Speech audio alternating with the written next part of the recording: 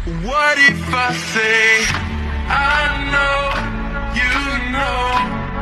What if I told you I like you? Lily was a little girl, afraid of the big white world.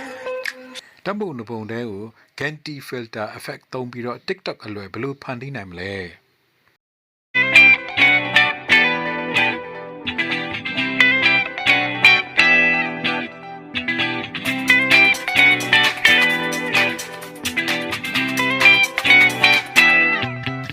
ဖုန်းနဲ့မယ် CapCut application တော့ရှိဖို့လိုပါတယ် Android phone နဲ့ဆို Google Play Store iPhone အတွက်ဆိုရင် Apple Store တွေကနေ download နိုင်ပါတယ်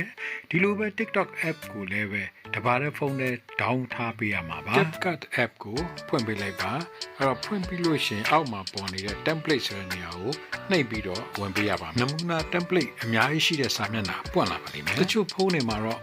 အောက်ဘားတန်းက template တွေမပွင့်တာမပေါ်တာနှိပ်မရတာတွေဖြစ်တတ်ပါတယ်အဲ့လိုမျိုးဖုန်းမျိုးအတွက်ဆိုရင်တော့လုပ်ပုံလိုနည်းကိုKantkaw knowledge sharing channel မှာတင်ပြထားပြီးဖြစ်ပါတယ်ရှာဖွေပြီးလေ့လာနိုင်ပါတယ် link လည်းချထားပေးပါတယ် template စာမျက်နှာအပေါ်က search box ကိုနှိပ်ဝင်လိုက်ပါပြီးရင်အဲ့ဒီ template search box မှာ Ganti filter ဆိုပြီးတော့ယခုလိုစာတန်းကိုရိုက်ထည့်ပေးလိုက်ပါပြီးရင်တော့ search ကိုနှိပ်ပေးလိုက်ရပါမယ်ခဏလေးစောင့်ပေးလိုက်ပါအခု Ganti filter အသုံးပြုထားတဲ့ template နမူနာတွေအများကြီးကြာလာပါပြီအဲ့တော့ဒီထဲကနမူနာတစ်ခုကို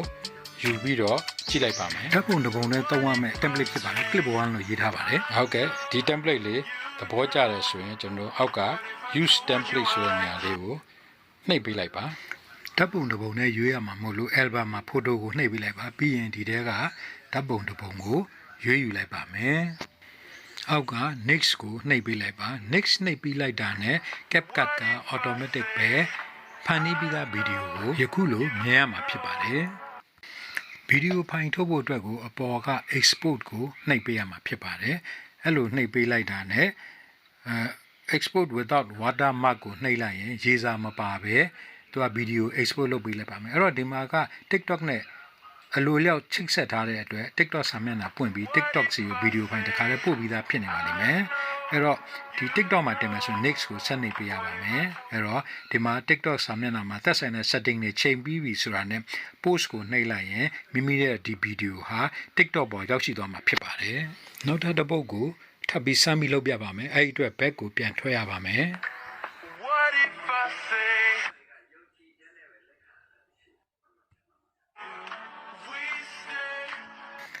မူလနမူနာ template များစွာရှိတဲ့စာမျက်နှာကိုရောက်သွားပါပြီဒီစာမျက်နှာပြ template အများစုဟာ Ganti filter သုံးထားတဲ့နမူနာ template တွေပဲဖြစ်ပါတယ်ဒီအနီရောင်ကွင်းထားတဲ့ template တစ်ခုကိုစမ်းပြီးသုံးပါမယ်ဓာတ်ပုံကိုတစ်ပုံနဲ့သုံးရမှာပါနှိမ့်သက်တယ်ဆိုရင်တော့ use template ကိုနှိပ်ပေးလိုက်ရပါမယ်အဲ့တော့ဒီမှာရွေးစရာပုံတစ်ပုံကိုရွေးလိုက်ပါမယ်နော် photo ထဲကနေပြီးတော့ရွေးပြီးရင်အောက်က next ကိုနှိပ်လိုက်ပါမယ်နှိပ်ပြီးလိုက်တာနဲ့ automatic preview ကနေပြီးတော့အခုလိုဗီဒီယိုလုပ်ပြီးသား file ထွက်လာပါလိမ့်မယ်ပြီးရင် export လုပ်မယ်ပြီးရင် without watermark ကိုနှိပ်ပေးလိုက်မယ်ဒါဆို export လုပ်နေပါပြီပြီးတာနဲ့တပြိုင်နဲ့ TikTok ကိုစာမျက်နှာမှာပို့ပြီးသားဖြစ်ပါလိမ့်မယ်အဲ့တော့အဲ့ဒီကနေမှကျွန်တော်တို့ next ကိုနှိပ်ပြီးတော့ရင်လိုအပ်တဲ့ TikTok ရဲ့ဆိုင်ရာ setting တွေချိန်ပေးပြီးလိုက်ရင်တော့ဒီဗီဒီယိုဟာ TikTok ပေါ်ကိုတင်လို့အဆင်သင့်အနေထားရောက်ရှိလို့သွားပါပြီအဲ့တော့ post တာနှိပ်လိုက်ရင်တော့ဒီဗီဒီယိုဟာ TikTok စာမျက်နှာပေါ်တက်သွားပြီးသား publish လုပ်ပြီးသားဖြစ်သွားပါလိမ့်မယ်ဓာတ်ပုံတစ်ပုံနဲ့ကို Ganti filter effect ပါ template ကိုသုံးပြီးတော့ TikTok အလွယ်ဆုံးဖန်တီးနည်းပဲဖြစ်ပါတယ်ဗီဒီယိုနှစ်သက်သဘောကျလိမ့်မယ်လို့မျှော်လင့်ပါတယ်ဗီဒီယိုနှစ်သက်ရင်ဖြင့် like share comment လေးလုပ်ပြီးတော့အားပေးခဲ့ကြပါဦး Kantkaw knowledge sharing channel ကိုလည်းပဲ subscribe လုပ်ရတဲ့မိတ်ဆွေများ subscribe လုပ်ပြီးအားပေးခဲ့ကြပါ bell ခေါင်းလုံးလေးလည်းတီးခဲ့ပေးကြပါနောက်ထပ်လာမယ့်ဗီဒီယိုမှာထပ်မံဆုံတွေ့ကြပါစို့ကြည့်ရှုအားပေးတဲ့အတွက်အားလုံးကိုကျေးဇူးတင်ပါတယ်ဟုတ်ကဲ့ပါ bye bye